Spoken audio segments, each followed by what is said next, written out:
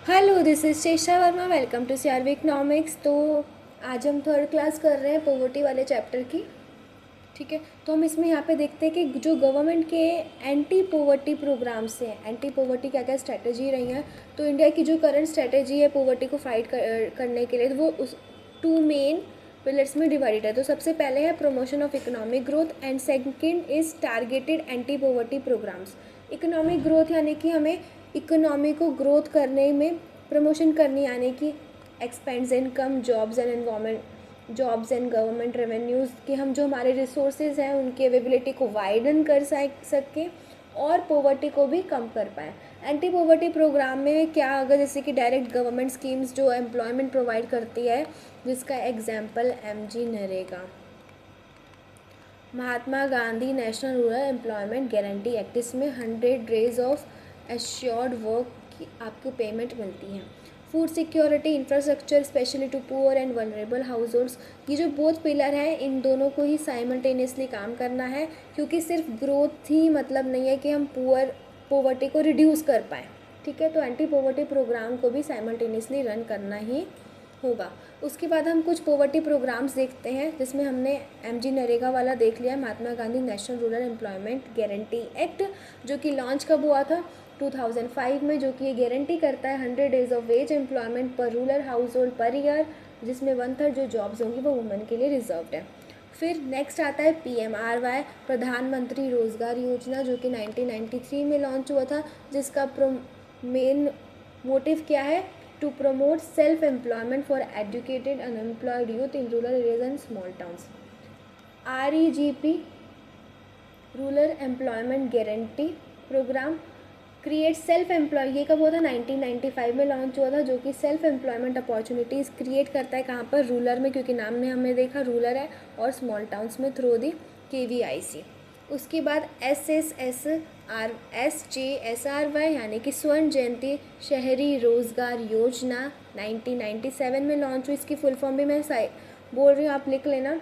जो कि क्या करती है, प्रोवाइड करती है self and veg employment opportunities urban unemployed को और अंडर एम्प्लॉयड को।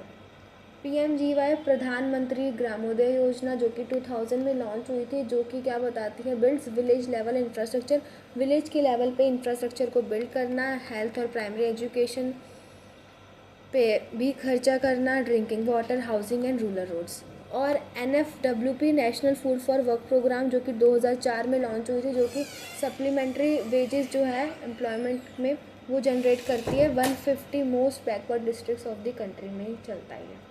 तो अभी ऑन गोइंग जैसे PDS सिस्टम चल रहा है, पब्लिक डिस्ट्रीब्यूशन सिस्टम, जो कि सप्लाई करता है subsidised food grains poor households को through a network of ration shop, जो भी हम राशन शॉप्स होती हैं उसके थ्रू ये नेटवर्क रन करता है। तो ये इंपॉर्टेंट प्रोग्राम्स आपको पता होना चाहिए, इनकी फुल फॉर्म भी याद होनी चाहिए। अगर हम देखते हैं मनरेगा के बारे में, फुल फॉर्म मैंने आपको बताई दी है, legal right to work if employment is in provided within 15 days of application. अगर 15 दिन में आपको एम्प्लॉयमेंट नहीं प्रोवाइड किया जाएगा तो जो एप्लीकेंट है is entitled to a daily unemployed allowance. Unemployed allowance 100 days तक मिलेगा आपको, 100 डेज तक मिलेगा।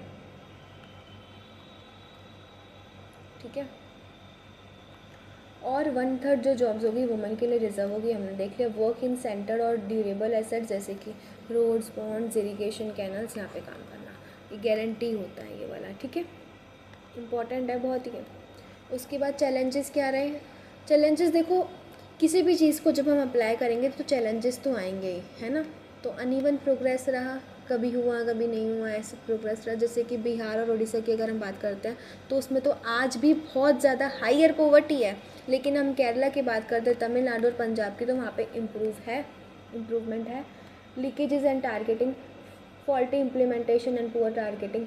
फॉल्टी इम्प्लीमेंटेशन है, कहीं पे इम्प्लीमेंट हुआ नहीं हुआ, and poor targeting mean many genuinely poor households miss out on the programme. जो जेन्युइनली पुअर लोग थे उनको बेनिफिट्स नहीं मिल पाए।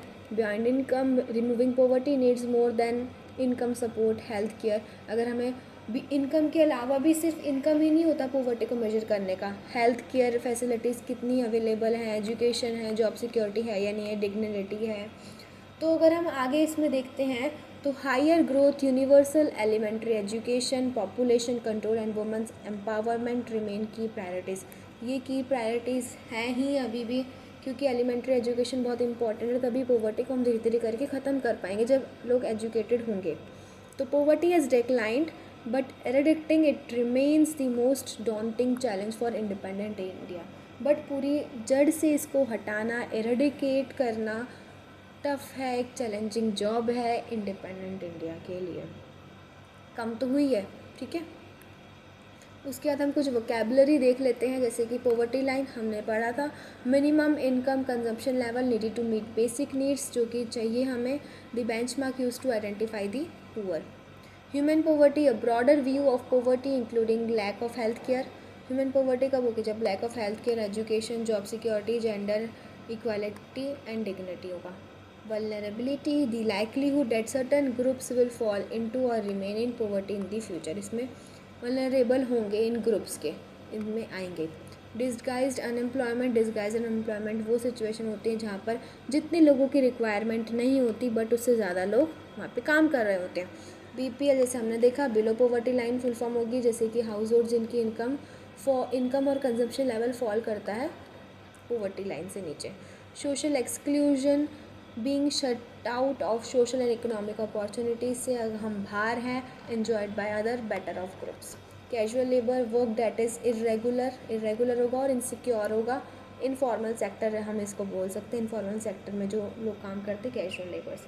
विद नो फिक्स्ड, वो पूरा भी नहीं होगा, फिक्स्ड एम्प्लॉयर नहीं होगा, वेज और ड्यूरेशन, मतलब कभी इस समय तक काम करना है, कभी इस समय तक। Indebtedness, being trapped in a continuous cycle of borrowing and repaying डेप्ट। हमने देखा था कि हम उसको पे नहीं कर पाए इंटरेस्ट के लिए, क्योंकि जो क्रॉप्स है वो फेल हो गई, तो हमें डेप्ट पे करना पड़ेगा, इंटरेस्ट तो बढ़ता ही जाएगा ना। फिर हम कुछ क्वेश्चन आंसर्स देखते हैं। What do you understand by human poverty, ये हमने डेफिनेशन देख लिया, आप ये पढ़ सकते हो, हमने अभी पढ़ा recently. Who are the poorest of the poor, poorest of the poor कौन है?